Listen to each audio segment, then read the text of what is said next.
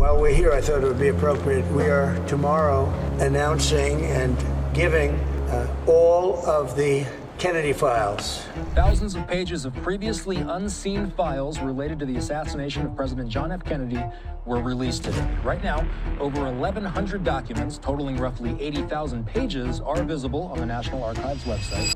In a landmark move, the Trump administration released thousands of previously classified documents related to the assassination of President John F. Kennedy. This long-awaited disclosure reignited debates and conspiracy theories for over 6 decades. With over 63,000 pages made public, many hoped the files would finally provide conclusive answers. But do these documents truly solve the mystery, or only deepen it? Let's dive in. The assassination that shook America. On November 22, 1963, Air Force One landed in Dallas, Texas, carrying President Kennedy and First Lady Jacqueline Kennedy. The purpose of their visit was political. JFK was hoping to unite Democratic Party factions ahead of the 1964 election. As his motorcade moved through downtown Dallas, 3 shots rang out from the Texas School Book Depository. Kennedy was struck and fatally wounded. Within hours, 24-year-old former Marine Lee Harvey Oswald was arrested. But before he could stand trial, he was shot and killed by nightclub owner Jack Ruby in front of live television cameras during a jail transfer. To investigate the shocking assassination, President Lyndon B. Johnson established the Warren Commission, which concluded in 1964 that Oswald acted alone and that there was no evidence of a wider conspiracy. However, the public remained skeptical, and alternative theories involving the CIA, the Mafia, the Soviet Union, and anti-Castro groups began to spread, unraveling the JFK files.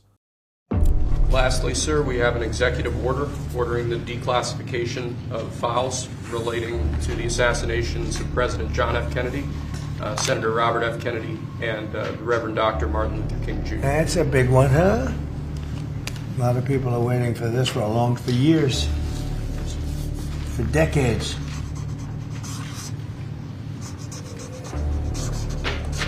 And everything will be revealed. Okay? For more than 60 years, the assassination of President John F. Kennedy has remained one of the most debated events in American history. Many have questioned the official story, fueling speculation and conspiracy theories. To promote transparency, President Donald Trump ordered the release of the remaining classified documents tied to the case. His directive also extended to the 1968 assassinations of Senator Robert F. Kennedy and Dr. Martin Luther King Jr., further increasing public interest in these long-hidden records. But the road to full disclosure has been slow and controversial. In 1992, Congress passed the President John F. Kennedy Assassination Records Collection Act, requiring all related documents to be stored at the National Archives and fully released by 2017, unless deemed too sensitive for national security. Despite promises of transparency, both Trump and President Joe Biden withheld certain files, leaving thousands of records still classified or partially redacted. The Kennedy records are getting out. Those are the ones I really wanted to see the most, were the Kennedys. And during my administration, as you know, I released a lot of them, but then a lot of people started coming in, people that I respected, people that worked for the administration asked me not to release the rest. And I respected that. They gave me certain reasons, but I respected that. And I did say, I must tell you, I said that probably wish I did release the whole thing, because I have no idea what's in there. But since then they found, and we found, 2,000 more documents on Kennedy. And the one they want most is Kennedy, and it's going to be released. It's moving along, and it's moving along pretty rapidly. Trump first pushed for declassification during his first tenure, but national security concerns delayed the process. It carried over into Biden's presidency, continuing the decades-long tug-of-war between public access and government secrecy. Then, in January 2025, during the signing of a new declassification order, Trump handed the pen to Robert F. Kennedy Jr., a vocal critic of the official explanations behind his father and uncle's deaths. The gesture was symbolic, reflecting the deep-rooted distrust many still feel about these assassinations. What's still hidden? So far, the National Archives has released over 6 million pages of records, including photographs, sound recordings, and artifacts. However, researchers estimate that around 3,000 documents remain locked away. Recently, the FBI added another 2,400 assassination-related files, which are now under review. Some records, such as tax files, were never required to be released, meaning certain details may remain permanently hidden. While no single document has provided a smoking gun, historians and analysts continue to comb through the material. The files offer deeper insights into Cold War-era intelligence operations, surveillance on Lee Harvey Oswald before the assassination, and possible links to foreign entities. Even without definitive answers, these new records paint a clearer picture of the intelligence landscape at the time. Lee Harvey Oswald, a lone gunman or a pawn? Paul Landis's revelation that he found the bullet in the limousine that you and I have talked about so much, that tends to prove there was an ambush, that there were multiple shooters. This will then start to give us a better idea of who might have been involved. Over the decades, countless theories have emerged, challenging the official account that Lee Harvey Oswald acted alone. With the recent declassification of thousands of documents, fresh insights have come to light, particularly regarding Oswald's connections to the Soviet KGB, his mysterious trip to Mexico City, and the lingering suspicions that the assassination may have involved more than just one gunman. One of the most intriguing aspects of Oswald's life was his defection to the Soviet Union in 1959. At the height of the Cold War, his decision to renounce his U.S. citizenship and seek asylum in the USSR immediately placed him under the scrutiny of both American and Soviet intelligence agencies. However, new evidence from recently declassified files suggests that the KGB never viewed Oswald as a valuable asset. In a 1991 report, Soviet official Oleg Nechiporenko revealed that Oswald's personality and erratic behavior made him unsuitable for intelligence work. Soviet records described him as unstable, unreliable, and even a poor marksman, an assessment that starkly contrasts with the image of Oswald as the lone, skilled shooter responsible for Kennedy's death.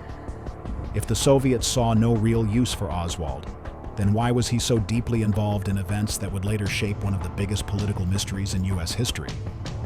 Perhaps the biggest puzzle in Oswald's story is his unexplained trip to Mexico City in late September 1963, just weeks before the assassination. He traveled to the Mexican capital, where he visited both the Cuban consulate and the Soviet embassy, reportedly in an attempt to secure a visa that would allow him to travel to Cuba and then back to the Soviet Union. His actions during this trip, however, have fueled speculation for decades. One of the most alarming details about his visit is that he met with Valery Kostakov, a consular officer at the Soviet embassy, who was also identified by the CIA as a member of the KGB's Department 13, the division responsible for sabotage and assassinations. This single connection has led some to believe that Oswald was being manipulated by foreign intelligence agencies. But was he acting under orders? Or was he simply an unhinged drifter who had a fascination with communism? The CIA knew far, far more about Lee Harvey Oswald than they ever told any investigation. So those are the areas where I think, we can learn something, particularly about the CIA and Lee Harvey Oswald. That story was totally buried by the Warren Commission. Further complicating the Mexico City narrative is a strange case of impersonation. According to declassified CIA intercepts, after Oswald's failed attempts to obtain visas, someone called the Soviet embassy, pretending to be him. These calls falsely linked Oswald to the KGB's assassination division, an implication that sent shockwaves through U.S. intelligence. But if Oswald wasn't making those calls, who was? This bizarre detail raises questions about whether he was being framed or whether there was an active attempt to create a false trail connecting him to the Soviets. Even more troubling is the fact that the CIA's surveillance in Mexico City failed to produce clear photographic evidence of Oswald. Instead, the images captured showed a man who did not resemble him at all.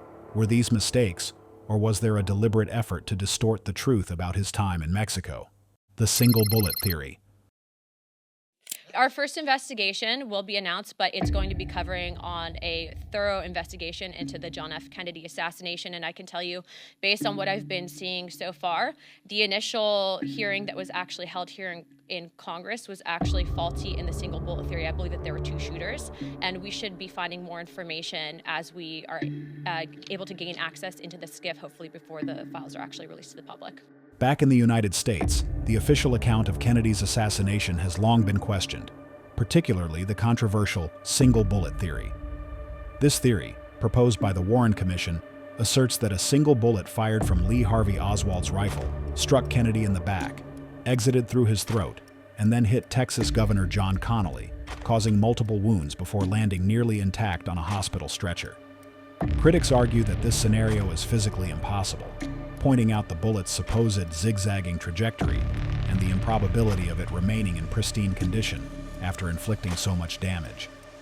If this theory collapses under scrutiny, it opens the door to the possibility of a second shooter, perhaps on the grassy knoll, where several witnesses reported hearing additional gunfire.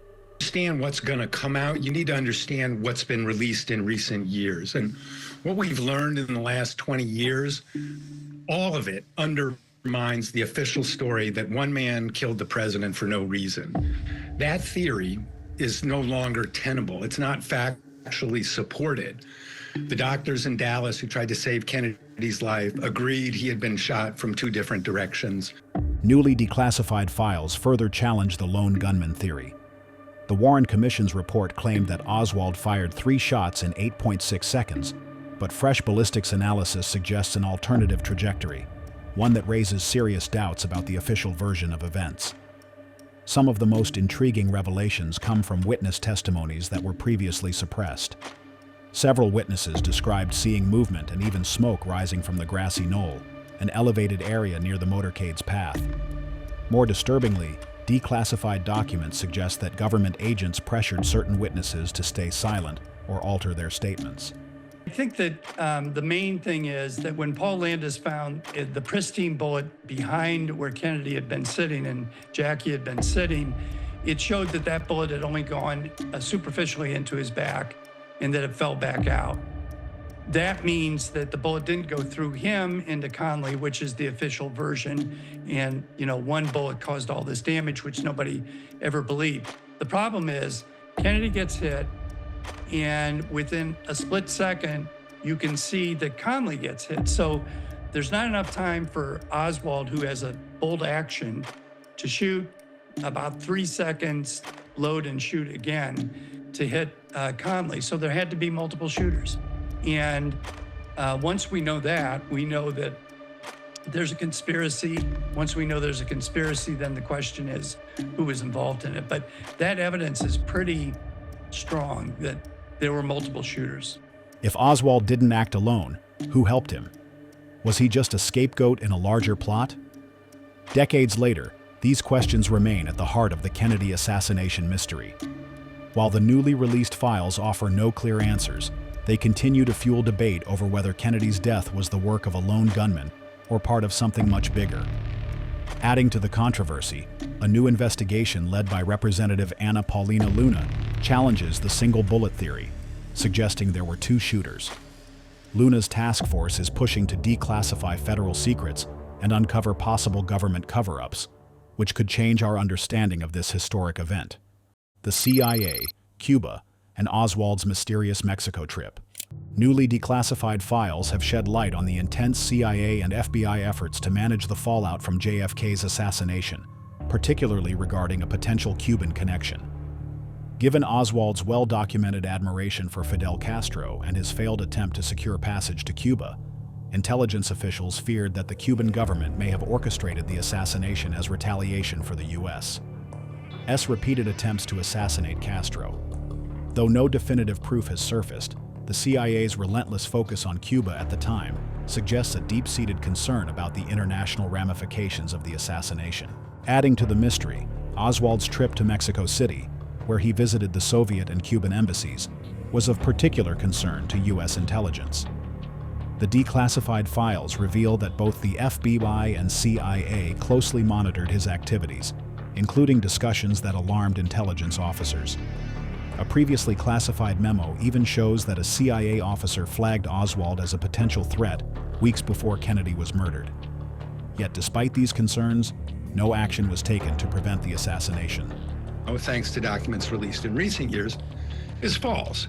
A small group of top CIA officials monitored Lee Harvey Oswald from November 1959 to November 1963, and then, when asked questions about it after the president was dead, lied about it and said they didn't know anything about him. So we know that story is false now, and the documents to be released may well shed some light on why is the CIA lying about this. Another disturbing revelation is that the CIA maintained a close relationship with Mexican President Adolfo López Mateos, which allowed them to conduct extensive surveillance operations in Mexico. However, this raises a critical question. If Oswald was being watched so closely, how did he manage to assassinate the president without interference? Even more chilling is a phone call received by the U.S. Embassy in Canberra, Australia, warning of an impending assassination plot. The Australian Security Intelligence Organization, ASIO, forwarded the warning to the CIA, but instead of investigating further, CIA Director Richard Helms ordered the matter to be buried. Was this incompetence or a deliberate suppression of crucial intelligence? The Mafia, anti-Castro groups, and a possible conspiracy. Beyond the Cuban connection, the newly released files provide fresh evidence that powerful groups, including the Mafia, anti-Castro Cuban exiles, and rogue CIA elements, may have played a role in Kennedy's murder. But I think it's going to show that they were very active with the group that was entangled with Oswald in New Orleans in the summer of 1963. And the evidence is starting to look more and more like they were setting up Oswald and that the anti-Castro group were the people who might have pulled the triggers. Both JFK and his brother, Robert Kennedy, aggressively cracked down on organized crime, drawing the ire of powerful mafia bosses. The declassified files include wiretaps where mob figures openly discussed eliminating Kennedy. Meanwhile, a CIA memo discloses that Officer George Joannides secretly funneled $25,000 to an anti-Castro Cuban group linked to Oswald. Was this an unfortunate coincidence, or was Oswald connected to a larger network? The failed Bay of Pigs invasion in 1961 further complicates the narrative. The botched attempt to overthrow Fidel Castro left many Cuban exiles and CIA operatives furious at Kennedy, believing that his lack of support doomed the operation. Some within these circles may have had both the motive and means to orchestrate an assassination. Did the FBI and CIA know Oswald would be killed? One of the most shocking revelations from the declassified files is an FBI document recording a phone call predicting Oswald's murder before it happened. Just 2 days after JFK's assassination, Oswald was gunned down by Jack Ruby on live television. The newly released record suggests that at least one individual had prior knowledge of this event. Was Ruby acting alone, or was he silencing Oswald to prevent deeper secrets from being exposed? If Oswald had connections to organized crime, anti-Castro groups, or rogue intelligence operatives, his survival could have risked revealing the full scope of the conspiracy. Why was information suppressed? If these declassified documents contain such explosive insights, why were they withheld for decades? The answer likely lies in the political and social instability that would have resulted from revealing the full truth. If Kennedy's assassination was not just the act of a lone gunman, but involved a conspiracy entangling intelligence agencies, organized crime, and foreign operatives, then exposing it could have shattered public trust in the government. Official investigations have reflected this uncertainty. In the 1970s, the House Select Committee on Assassinations, HSCA, revisited the case and concluded that Kennedy was probably assassinated as a result of a conspiracy. However, conflicting testimonies, missing documents, and heavily redacted materials have kept the full truth out of reach. Intelligence they were gathering on Oswald. So it is a truckload of information. It's going to take weeks to analyze their 100-page depositions in it. It truly is a real trove of information that begins to paint a much stronger picture that the CIA knew. Even with these declassified files, many critical questions remain unanswered. Was Oswald truly a lone gunman, or was he a pawn in a much larger operation? And if a conspiracy existed, who was really behind Kennedy's murder? If you enjoyed this video, be sure to check out the cards on your screen for more content like this. And don't forget to like, share, and subscribe to support the channel. Thanks for watching, and I'll see you in the next one.